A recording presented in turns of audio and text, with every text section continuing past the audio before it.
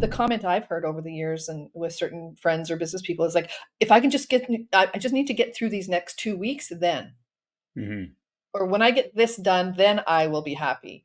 So Hmm. there's always this thing that happens before they get to feel success, or they have to do this, and this, all these shitty things or things they don't want to do before they get to actually take a rest or take a break or feel success. And that's the piece of this conversation I really want to land for people. Well, I think it's important to understand, that we all like, if we're in a project, for example, we want that project and we want to engage in it. We want to come out the other side and have it be the way we want that project. We want it to turn out the way we want to turn it out, and or for it to turn out. And in the meantime, there's lots of pressure. There's lots of things to do, but in the doingness of it, are you actually taking some time to enjoy it in spite of the pressure? Are you taking time to enjoy your life in spite of the risks that you may be feeling? This is really part of the conversation. And, back to what we kind of started with is I want to talk about, in that context, is, do you believe in yourself enough to believe that you can have that? So we talk a lot about, this is hence the mindset matters. But when we're working with clients, if we're looking at what they're doing in business, we're looking at financial statements. We're talking about profit and loss statements. What's your balance sheet look like? What's your marketing plan? What are your budgets? How are you hiring? What's your culture? What's your community? What's your environment?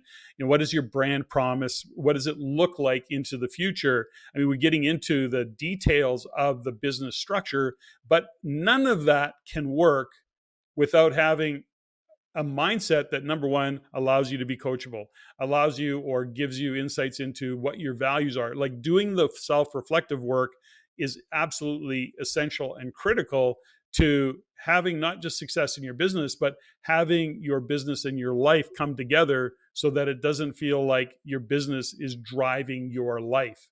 And that's an important part of it. I set a goal in my context many years ago that my life isn't my business. My business is a support of my life.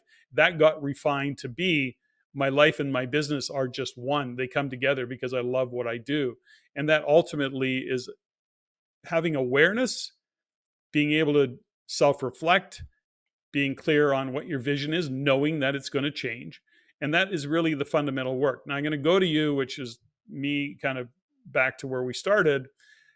You talked in the past about believing in yourself. So when you work with your clients, and many of them athletes, and I think athleticism and athletes and that world is just kind of a subculture of what real life is all about. But talk to us a little bit about, when you talk about with your clients about believing in themselves, what are you seeing? Because in that is language and self-talk and the words they choose.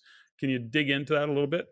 Wow, that's a great segue. I mean, when you think about believing in yourself, for example, believing in myself, what it came to me to mean was, do I trust myself?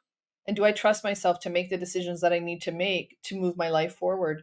And the trust factor when it comes to that can lead to really consistent decision making based on values. And that's really what I got to when it came to believing in myself. So I couldn't believe in somebody else or believe in somebody else's journey if I didn't believe in myself. And that work, that self-reflective work, the work that we do, the work that we are opening up to and sharing with people during, in shift or even in these podcasts, is that the mindset of believing in yourself comes from, do you trust yourself? Do you Mm. trust yourself to make the decisions that you're going to make to move your life forward in the direction that you say you want? And that's what I got to with the athletes, is that some of them don't believe in themselves to the point where they're working so hard and they just don't expect to win. They're like, well, I'm going to get all that way, and then somebody's, going to do better than me, or there's some politics involved or whatever. It's not going to happen. So the biggest thing for me when it comes to believing in oneself, believing in myself, and creating an environment for the athletes to at least have the conversation about what would it take? What would it be like? What would it feel like if you did believe in yourself? If you Mm. did trust yourself? What would that feel like? And some of it is so rooted in historical trauma, bad coaching. Maybe, as parents, we all do the best we can, but some of that is rooted so, so deeply. But it's not psychology. And that's the difference when I'm working with an athlete. When we get to this point, and even with my H&W clients or our shift clients, there's a place where that belief in self is so damaged because of some result that that happened when they were children or teenagers or in Mm, university or college, or yeah.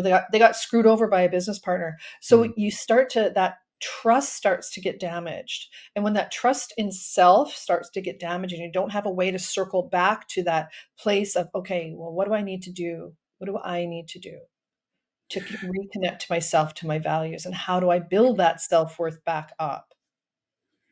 Well, there's an interesting part of what you just said.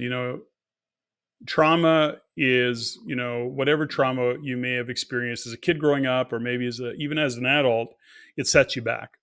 And then there is a healing process. There is a recovery process. If you break a leg, if you get a knee operated on, which I've had, when you're in the process of healing, it doesn't happen overnight. And, building your business, recovering, getting clear on what you need to do next is in fact a process. It takes incremental steps. We often will always go back to using the gym. You don't go into the gym and lift, your personal best every day. It works up to something that you want to achieve and you hit those targets, but you do it by just incrementally moving forward with a kind of a clear vision.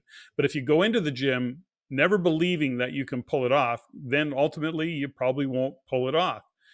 When we think about business, and you and I have, and I mean, I think about RAIN a lot, the Real Estate Investment Network, where we have worked with so many real estate investors and or small business owners, because we treat real estate investing like a business.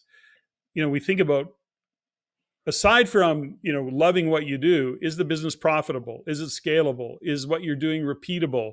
Are you just buying yourself a job? These are actually quite important questions that need to be asked in order for you to create your vision going forward. Do you have a mission? Are you really clear on what your intention is? What's that all to say? It's all to say that it has to stem back to believing in yourself enough to take those incremental steps to invest in yourself, whether that be with a coach or a mentor or in whatever it is that you're trying to start. Are you prepared to invest the time, the energy, to get it to where you wanted to go? Because it's not an easy kind of path to live.